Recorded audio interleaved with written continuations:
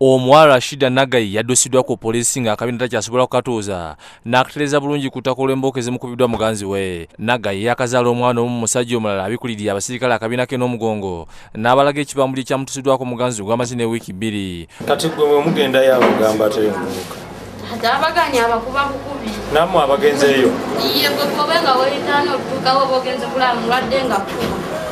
Mwanyina Musa Ssenyonju yakulemedde mu Nagayi kumutuusa ku poliisi Erukaya gy'agulira omusango n'ategeeza nti bamutegeeza ku ssimu nga mwanyina omusajja bw'agenda okumutira mu nnyumba. Ate omuwala omulala Sumaya Nakazibe ngono yakwatiridde Nagayi okumutuusa ku poliisi Erukaya nga tasobola kwetingirira agasseeko nti omuvubuka ono si mukame mulwadde. Kati amaze naye ebbanga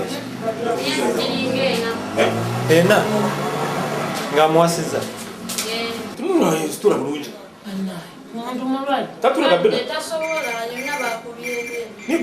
akabina akamu Nakazibu annyonnyodde nti omuvubuka ono buli lwakuba Nagayi amusibira mu nnyumba n'atabaganya kugendayo kumulaba.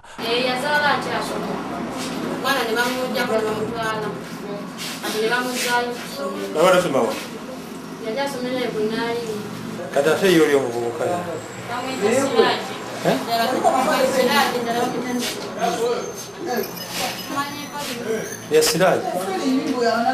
Bano bategeeza nti Nagayi abadde amaze wiiki bbiri ng'amututte ewe mu bufumbo bw'akawono kakubye eddirisa gy'amutuusiriza ku kibambulira kino. Bamukoze ekibamukubye omwalitawo ekifakiso yebasoopo bamusibiddeyo muvumba nga tewali muntu yonna akola ki agendayo. Poliisi eyingiza omusango mu fayiro zaayo n'etandikirawo okuyiga omuvubuka ono yaddusira abasirikale abadde bagenzeeyo kumukwata ku kyalo ekiti ekiri mu ggombolola eBukulula e Kalungo.